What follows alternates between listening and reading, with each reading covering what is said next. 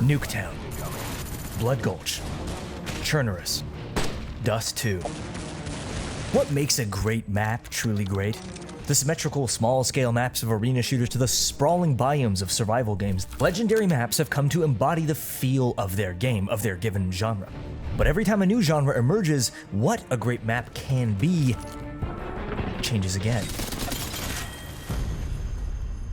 The design elements of successful competitive shooter maps has been studied and mastered by game developers for decades now, controlling players' lines of sight, creating multiple loops, approaches, and escapes from every area, etc.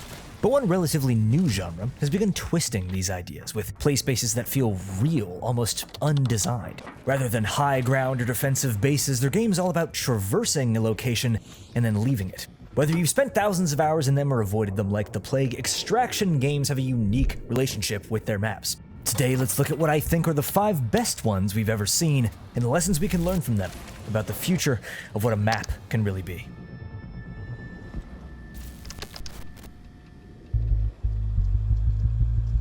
On August 4th, 2016, the first players tiptoed step by step over broken glass and rusted walkways. Factory was the first of 2 maps in the closed alpha release of Escape from Tarkov.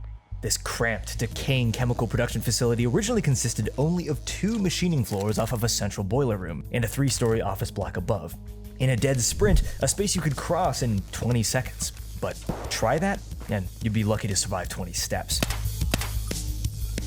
So, I'm no map designer. Maps are like sound design or graphics. They're divisive. In this video, I'll be comparing and contrasting each of these locations against every other in its own game, but also against the whole genre. Great maps aren't always your favorite map in that game, but they must be the best example of what that game does well.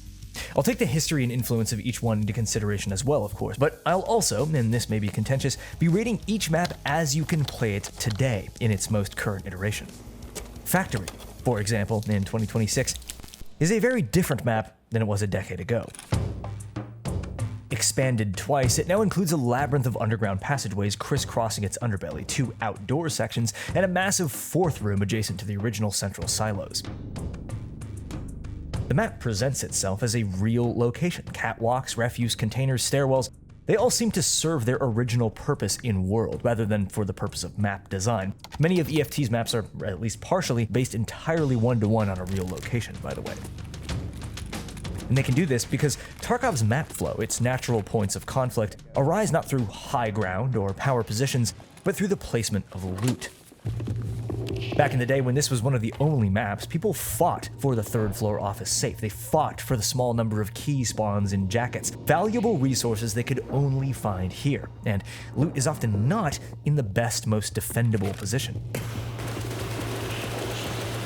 Corners on the way to a room, hallways outside a spawn, not traditional hotspots you'd expect in a PvP map, but these became legendary points of danger to any veteran of Factory. As the map has changed, expanded into a more complete experience in the game's release version, many new routes, transit locations, expanded loot pool, and multiple extracts, it's lost some of that beloved simplicity, in my opinion. But there's still a magic to the raw aggression of Factory. In most games, spawning just feet away from an opponent would be a problem, but it's why you go here. A true pioneer, and exemplifying the core loop of Escape from Tarkov compressed into less than a city block. When you think fast, bloody PvP carnage, you think Factory.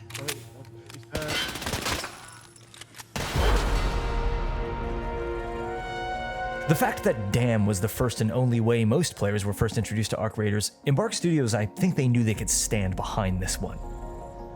The verticality, scale, and topographical asymmetry of Ark, they all truly shine here. The swamps, the red lakes, the hills, the dam itself. Every section truly has its own immediately recognizable character and approach to both PvP and PvE. Despite each of Dam's POIs being able to contain simultaneous isolated skirmishes during a round, each one can easily become the center of attention for the whole map as well, as over 2/3 of it can be seen from basically any point.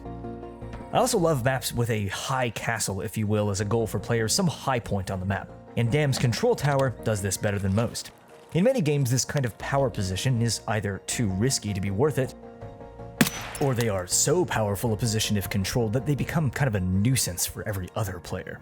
Dam's control tower is a power position for its loot and information gathering potential, but it's not the overpowered position that you'd think it is. More than anything, it just feels cool to be way up here, taking in the game's gorgeous vistas, and yet not so disconnected from the rest of the map as to feel like a gimmick. Overall, Dam is the complete package of what Ark does best: asymmetry.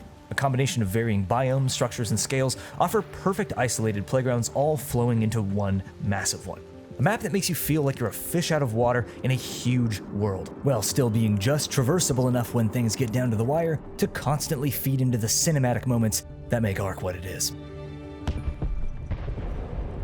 Speaking of isolated locations, very few games have maps entirely made up of maps. Or well, not quite like this. Hunt Showdown is, to this day, one of the most unique games not only in the subgenre but in all of FPS. And as it sort of made things up as it went along, its first map had several issues, almost all of which were solved in Map 2, Loss in Delta. Hunt is an objective game based on freeform sandbox attack and defense. Bosses spawn in one of the many compounds around a map. Players must locate it, defeat the boss there, banish it to acquire the bounty, and then attempt to leave the map safely. Cinematic gunfights over the match's single win condition ensue. Crytek originally designed the game around attacking or defending these boss layer compounds to do away with the battle royale phenomenon of the final fight of a round being in some wide open cornfield or in a nothing section of forest. They wanted every fight to be in a satisfying, memorable cinematic location. Each compound is essentially a tiny PvP map in and of itself, and every single one of them on this map is fantastically designed. Where players spawn and the route that they take on their way to the lair means that any of these can become an attack or defense point at any time in the round. Loss in Delta is comprised of 3 large central compounds: the train station, the prison, and the fort, surrounded by many smaller ones. Each compound's static layout, which walls can be shot through and which can't, etc., mixed with randomized elements, AI spawns, explosive barrels, barricaded doors, flammable spills. It makes every fight a game of map knowledge mixed with advantageous use of those random elements. Unlike the first map's frustrating underground sections or wide expanses of annoying to traverse water, there's no bad corner of Lawson, and learning to use the entire map tactically as one of your tools is truly unmatched when you figure it out. Killed him? Sweet Bell Flower, Lawson Station, Arden Parish, Ma Battery, and many others are phenomenal PvP maps in and of themselves, and you can actually play any of them as isolated PvP sessions through the game's Bounty Clash mode these days. Loss in Delta may be lacking the iconic bayou feel of the first map, the hill country beauty of DeSalle, or the creative mountainous strangeness of the newest map with its mega compounds and intertwining mine system, but it's by and large the best of what Hunt Showdown is. From stalking hunters quietly at range to blood-pumping close-range showdowns, there's truly nothing like a hunt gunfight on Lawson. I see one guy. Kill. I missed. Killed one dead. Oh my god! I hit on the right. Kill another one. Nice job, dude. Oh my god. I see you in the main building. Tagged him once. There's just one or two guys. I can't tell. Whoa.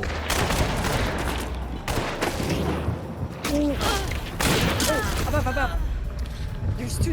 Yeah, there's two. There's two. Yeah. I couldn't tell. I'm gonna die the second I get up. One below above you. Hit.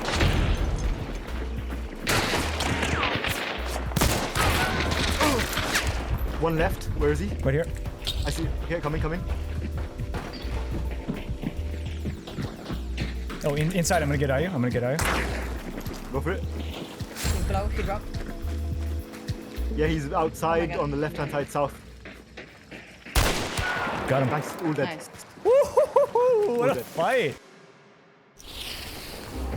The guys I was playing with in that clip, we've been playing Hunt together for years, way before I was making videos. And that whole time, I've had this same PC and desk setup. These days, I'm writing or editing basically all day, and I'm really sick of just sitting down all the time. Well, FlexiSpot came in at the perfect time for me, and they are the sponsor of today's video. It was time to change things up, and I wanted something minimal, customizable. They sent me over the E7 standing desk to check out, and the first weight off my mind was, it is heavy. It's rated for a weight capacity of 125 kg or 355 pounds, and man, you can feel how solid these parts are. And that's really what helps prevent any kind of noticeable wobbling, even at the maxed out height of 48.4 inches.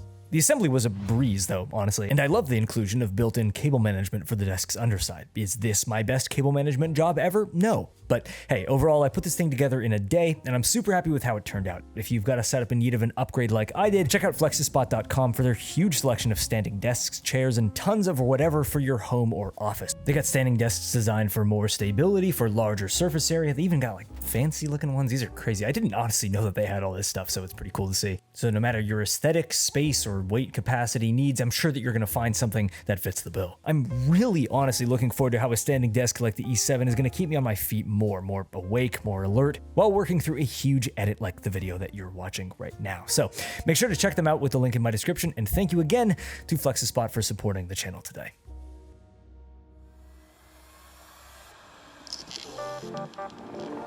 As with any best of all time list, there's so many great maps in this genre that suffer from inherent issues, yet some of them have truly left such lasting impressions on gaming as a whole that it feels wrong not to talk about them, especially considering the rest of the list. Streets of Tarkov, a true triumphant map design, would absolutely be second on this list if it worked how it was supposed to. Streets is what I always imagined an open world city map could be, truly wide as a puddle but deep as an ocean. Based largely one-to-one on a real section of Moscow, I've played hundreds of hours on this map, and I still forget about certain rooms, alleyways, or paths through it. I love that crossing this map safely requires a circuitous, indirect route of back passageways scurrying in and out of buildings and alleys. The main streets themselves aren't off limits. You'd just be kind of stupid to try and go that way. Streets of Tarkov is possibly the most complex single map ever made for its size, containing multiple high-tier locked loot rooms, more secret areas than I can count, multiple bosses, and it truly gives the most detailed impression of a post or mid-apocalyptic urban center in game history. But, well, that's kind of part of the issue. Streets is notorious for running terribly, even after years of optimization and updates. It also used to flow significantly better, in my opinion. Many of its spawns have become guaranteed spawn fights, meaning that you need to hold angles and battle it out just to move your first 10 or so feet. This is not just annoying, it also ruins many players' chances to really get lost in all of the map's hidden corners. The concept of Streets is truly brilliant, but in practice, it sadly falls short these days. But if I could play a perfect version of any one map in perpetuity, it'd be this one. Tarkov is where players' dreams go to die, and if there's a hell, you might want to take a break there before queuing on Labs for a day. Labs is so notorious that any challenging endgame map in this genre is now immediately dubbed the Labs of that given game. The dark zone within the already cordoned Tarkov, playing Labs means a buy-in of 100,000 ruble single-use keycard, no insurance for a return of your lost gear, no free runs as a player scavenger, and all AI enemies are the geared-up crackshot raiders, all cogs in the way of you scoring the most valuable loot spawns in the game. The risk-reward of Labs is what made it famous, but the design of the map itself is, well, there's very little like it. Two adjacent atrium sections surrounded on all sides by catwalks and hallways with a series of staircases and testing rooms shooting off of all of them, and a labyrinth of service corridors snaking below it all. You can imagine that employees of Terror Group would have needed these in-world maps just to stop getting lost in here themselves. I've been in the underbelly of a few facilities sort of like this in real life, and no map in any game has ever quite nailed that cramped, mysterious atmosphere quite like this does. Throw in the map's unique mechanics, colored keycard rooms, and every extract being activated across the map from its actual location. There is no place in gaming that makes you feel quite like you're trespassing in a secret facility like Labs.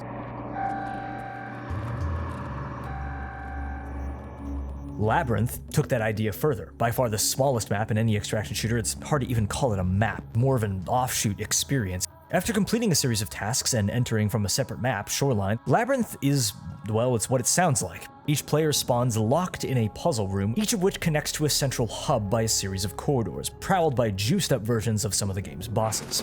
Labyrinth was discovered during an in-game event completely unannounced, and was one of the most exciting and little unexpected moments in Tarkov's live service history. The problem with it and labs, they've quickly become solved locations. As players have played them over and over, the best possible approaches have been figured out. Good players rush to spawns to hold the best angle, a quick battle takes place for one person to essentially beat the map, and then they loot it all freely. While labs and Labyrinth don't quite hold the aura that they had at release, they broke ground for dynamic staged experiences, blurring the lines between PvP map and puzzling RPG-like raids, truly laying the path for what could come later.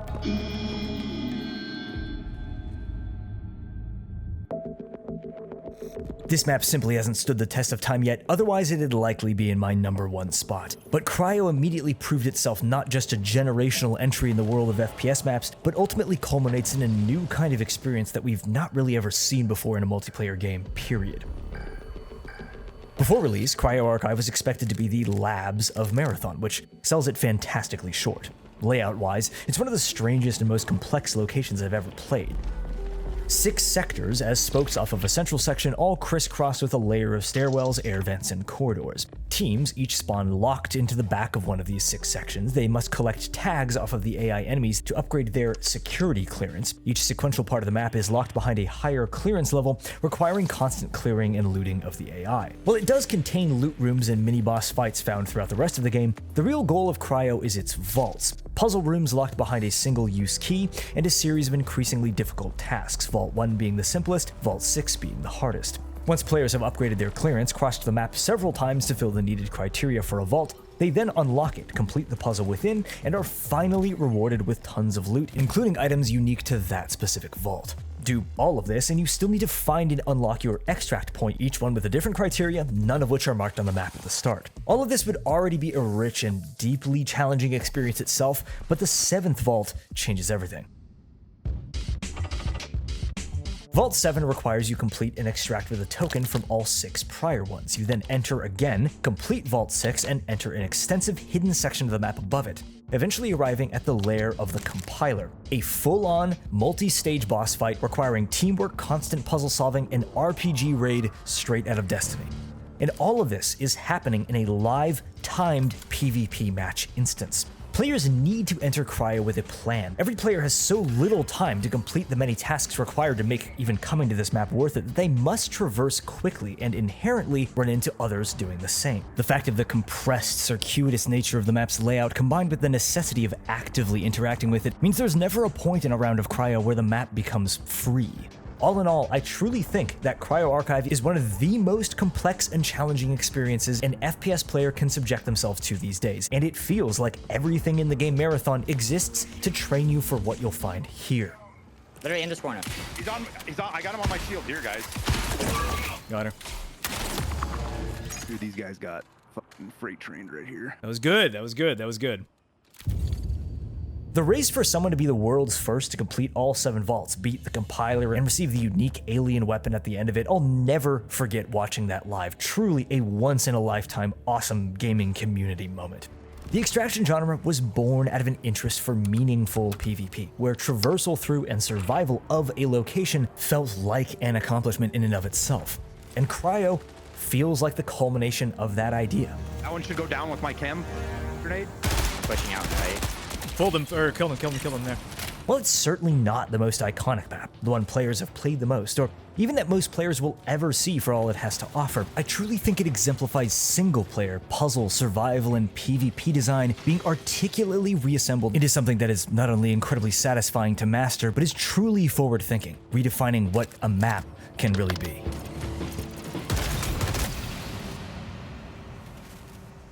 At the end of the day, though, the best example of something isn't always going to be the one that's the most out there or the most cutting edge.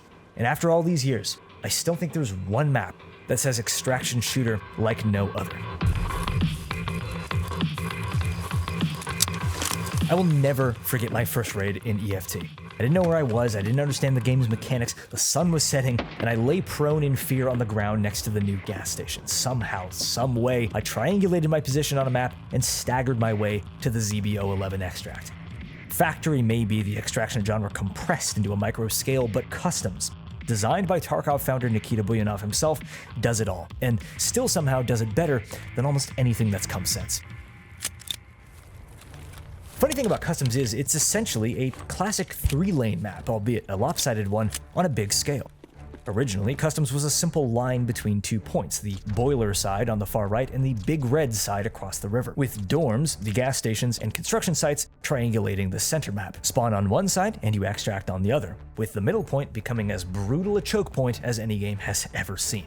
These days, there's a lot more going on, and while the map has, similar to Factory, lost a bit of that raw simplicity, I personally think it flows much better as a comprehensive experience of what Tarkov is all about. Long-range sniping, anxiety-inducing forested areas, industrial parks, several extract mechanics, boss fights. On Customs, we've got it all.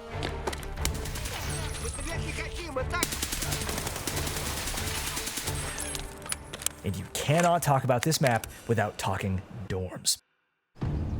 The single most iconic location in an Exfil shooter map of all time. Dorms is one of the only game locations I've ever seen become a hotspot for PvP solely because of its legacy. In the original version of the map, the Dorms 314 Marked Room was one of the most valuable locations in the entire game, and players would flock here for shots at containers, rare guns, bitcoins, what have you, and of course fight it out. But as Tarkov was rebalanced 800 billion times over the last decade, 314 Marked no longer remotely holds the same value. But Dorms has retained its reputation. This is where you go to fight. People have played thousands of hours here. Not in Tarkov, in Dorms. And it's the perfect example of the kind of heart attack-inducing close-range PvP that Tarkov is all about.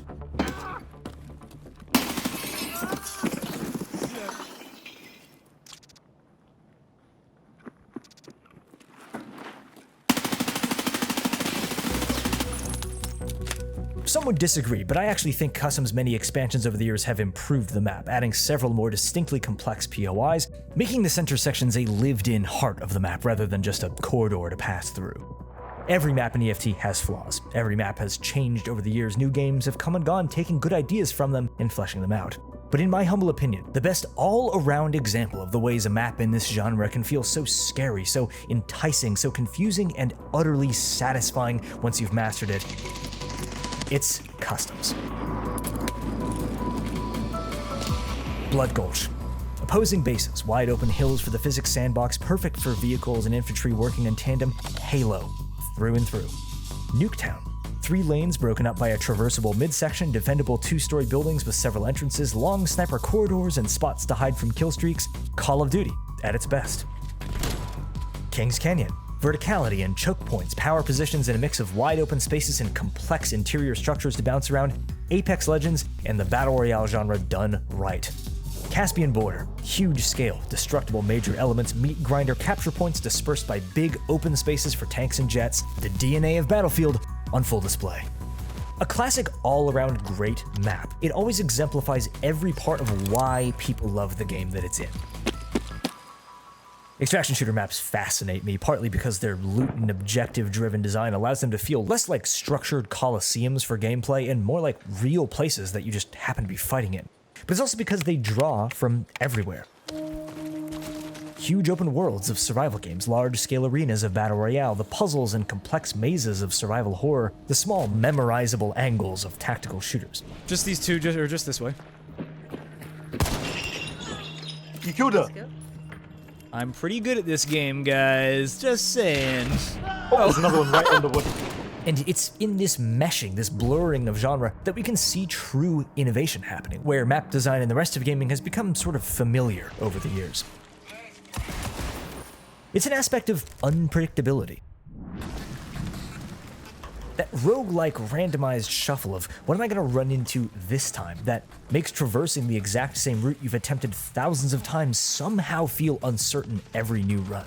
That learning experience, where you can gain a mental edge without never quite feeling like you're home free. Until, well, you are. I'm Riloe, and I like to talk about stuff I think is cool.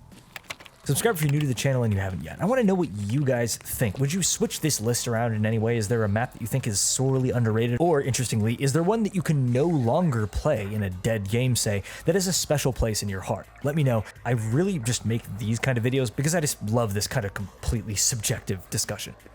And thank you again to FlexiSpot for being the sponsor of today's video and helping me upgrade my whole desk setup with the E7. To find it, and many like it of all shapes and sizes, like the E7 Pro with higher weight capacity or the E7L for that classic extended L shape, make sure to head over to flexispot.com and check out what they have. So thanks again to them for supporting the channel on this one.